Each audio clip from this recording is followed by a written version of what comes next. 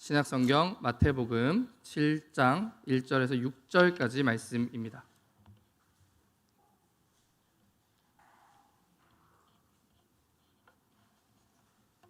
신약성경 9페이지쯤에 있습니다.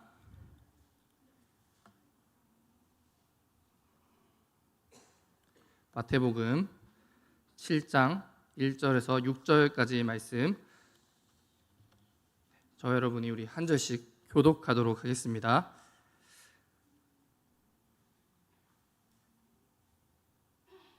비판을 받지 아니하려거든 비판하지 말라.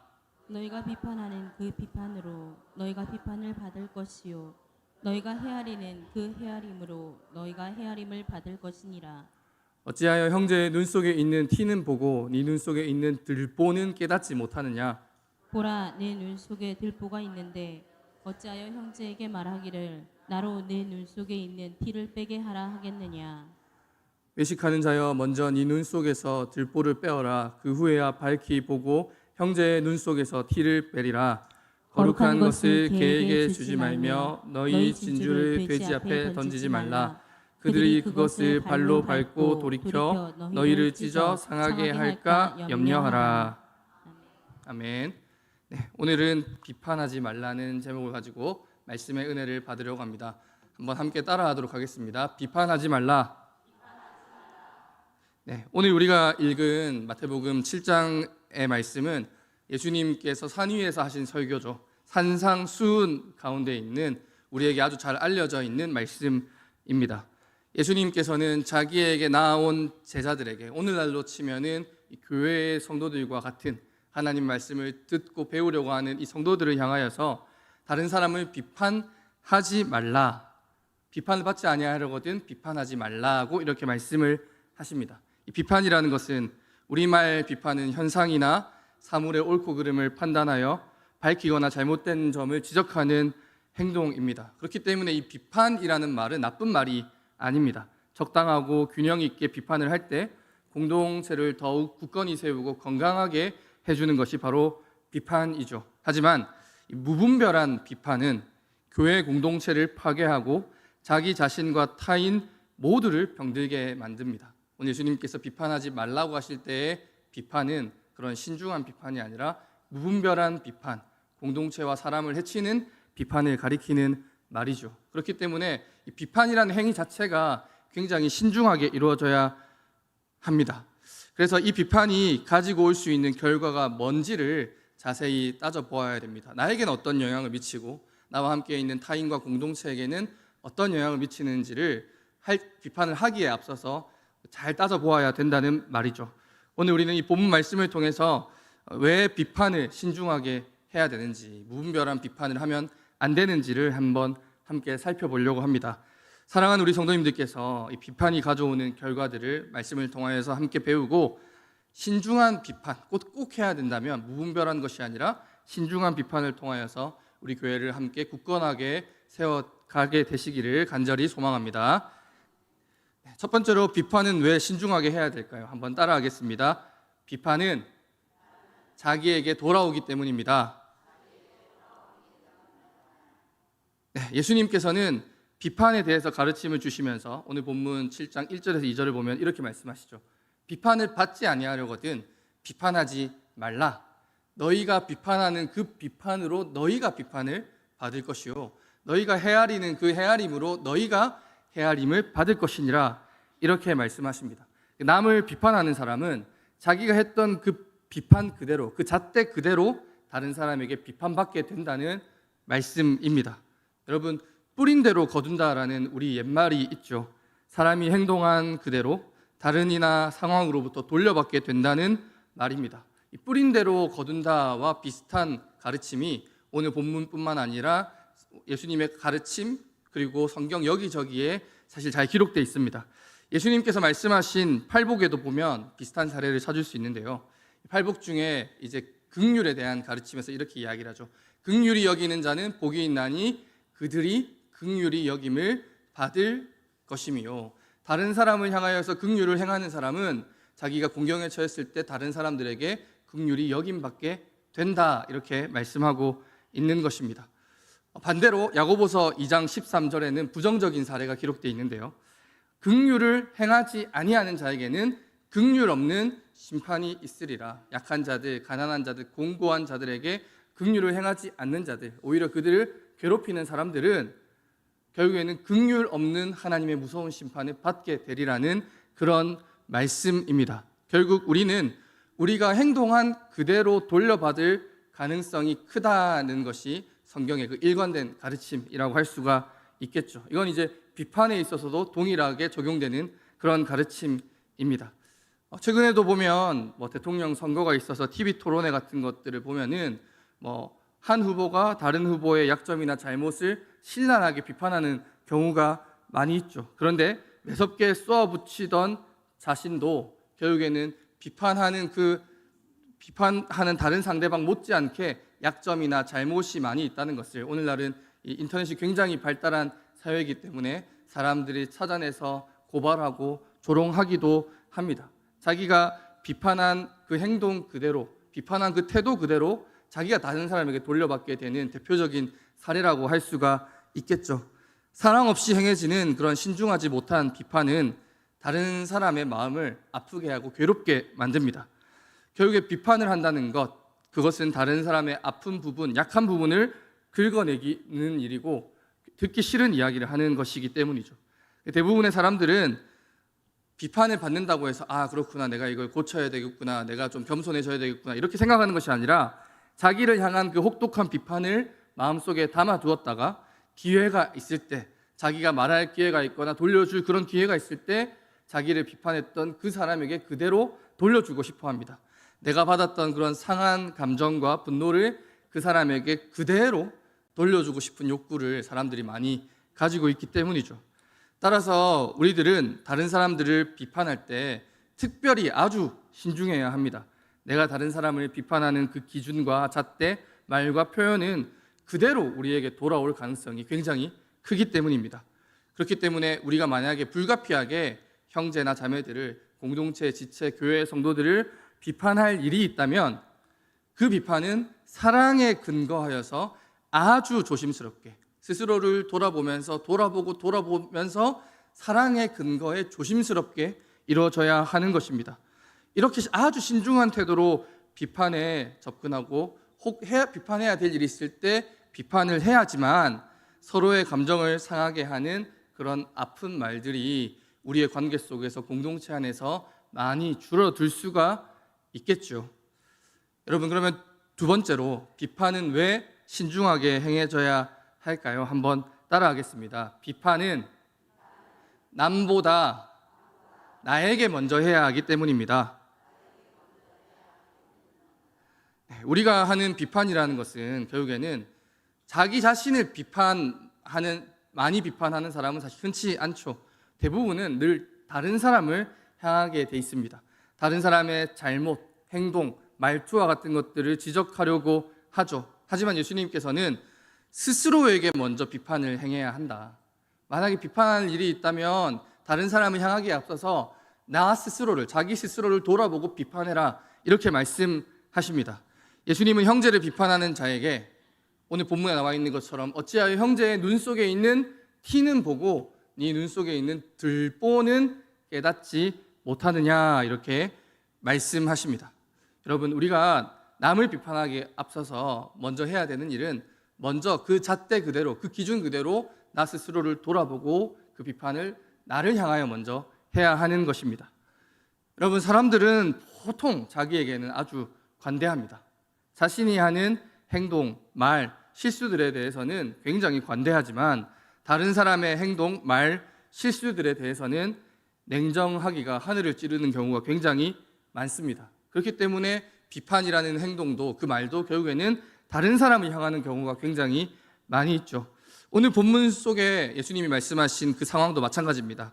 여러분, 티라는 것은 사람의 눈 속에 언제라도 들어갈 수 있는 작은 먼지나 나뭇가지를 가리키는 말이죠.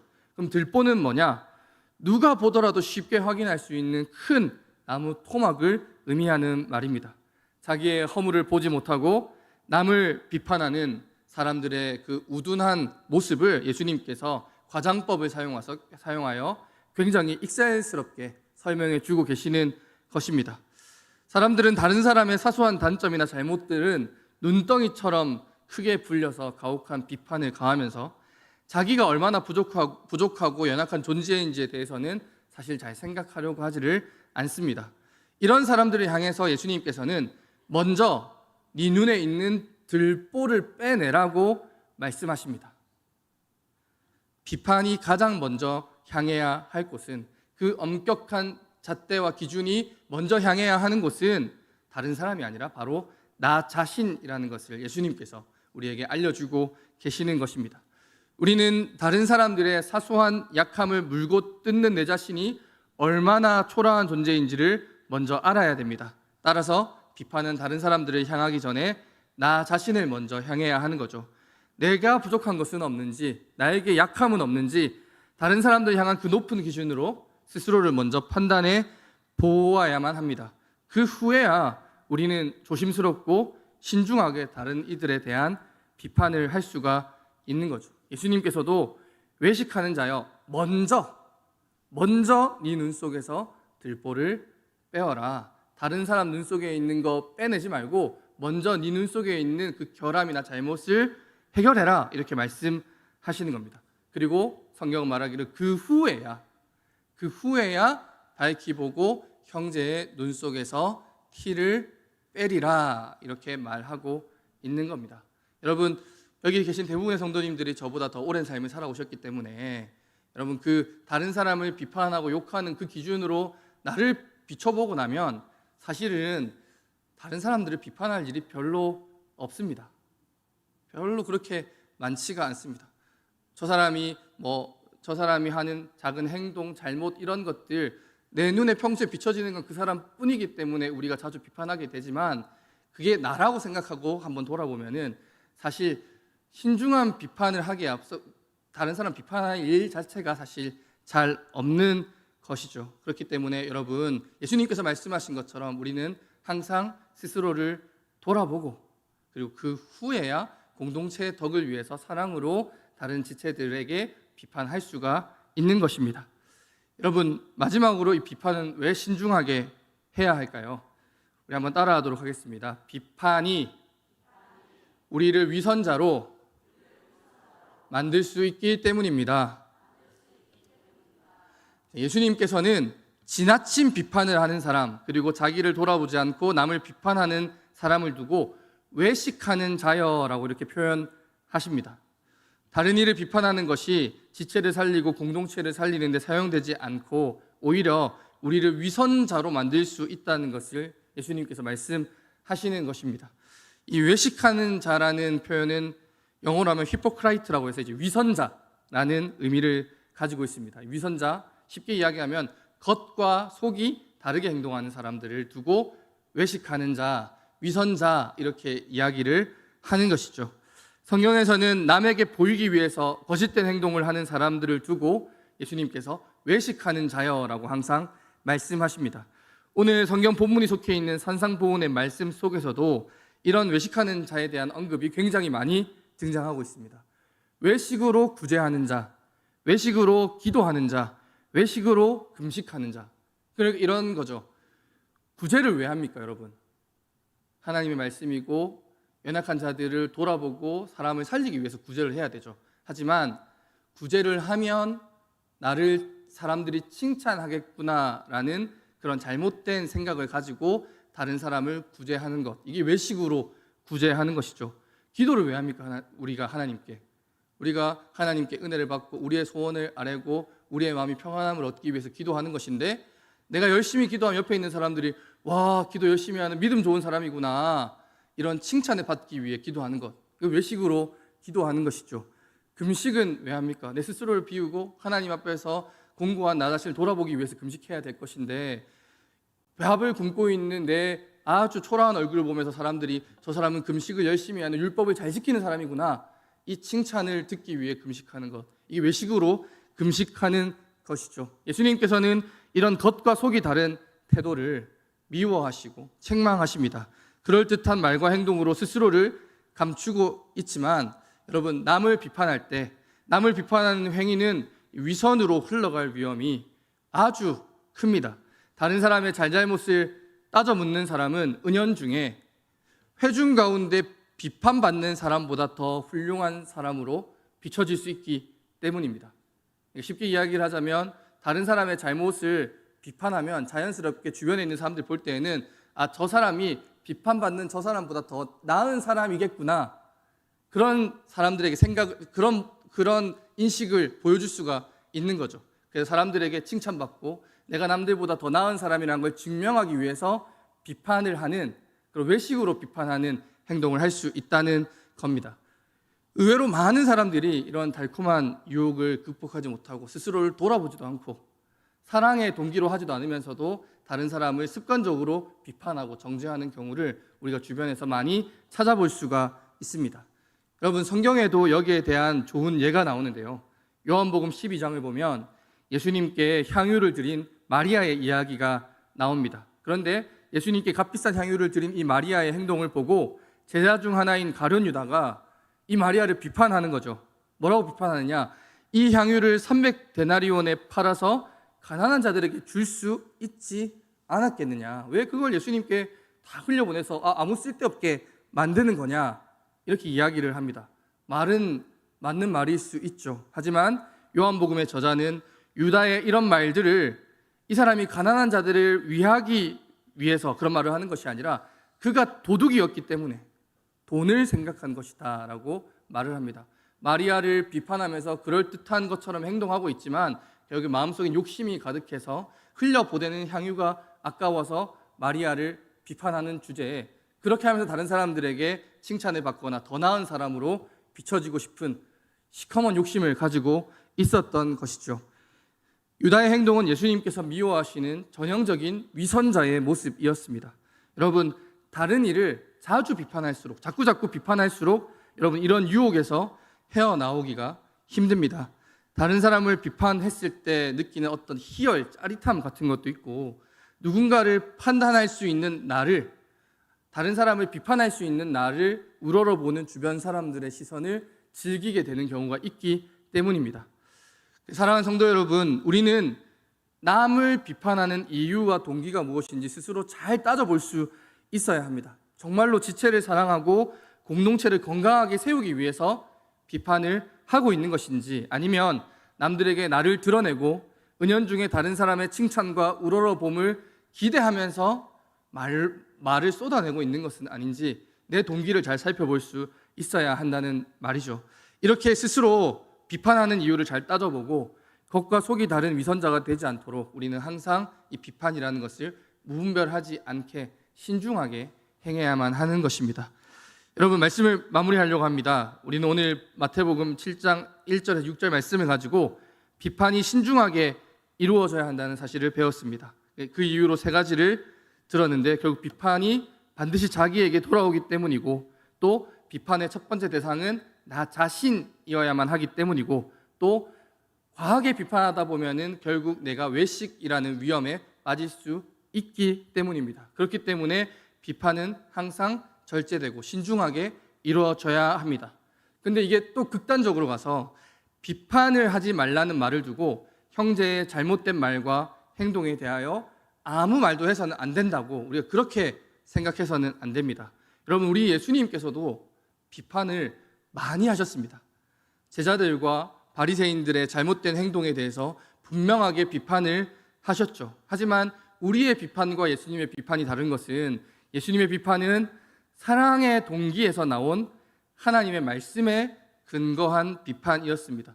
제자들을 온전한 하나님 나라 일꾼으로 세우기 위하여서 바리새인들의 위선을 지적함으로써 하나님 백성을 올바르게 이끌어 가기 위해서 예수님께서는 비판을 하셨던 것이죠. 사랑의 동기에서 나오는 비판은 공동체를 굳건히 세우고 풍요롭게 만들 수 있습니다. 하지만 그렇지 못한 우리들의 신중하지 못하고 무분별한 비판은 나 스스로를 병들게 만들고 공동체를 병들게 만들 수 있습니다. 그렇기 때문에 항상 비판은 절제되고 신중하게 나 스스로를 먼저 돌아보고 사랑의 동기로 행해져야 한다는 것을 우리 모든 성도님들께서 기억하시를 바랍니다. 우리가 이 사실을 기억하고 늘 사랑의 동기로 지체의 삶에 관심을 기울이는 아름다운 믿음의 공동체로 자라가게 되기를 간절히 소원합니다. 그렇게 해서 사랑 없는 파괴적인 비판이 아니라 신중하고 사려 깊은 비판으로 우리 왕궁중부교회를 더욱더 아름답게 세워나가는 저와 우리 모든 왕궁중부교회 성도님들이 되시기를 주님의 이름으로 축복합니다.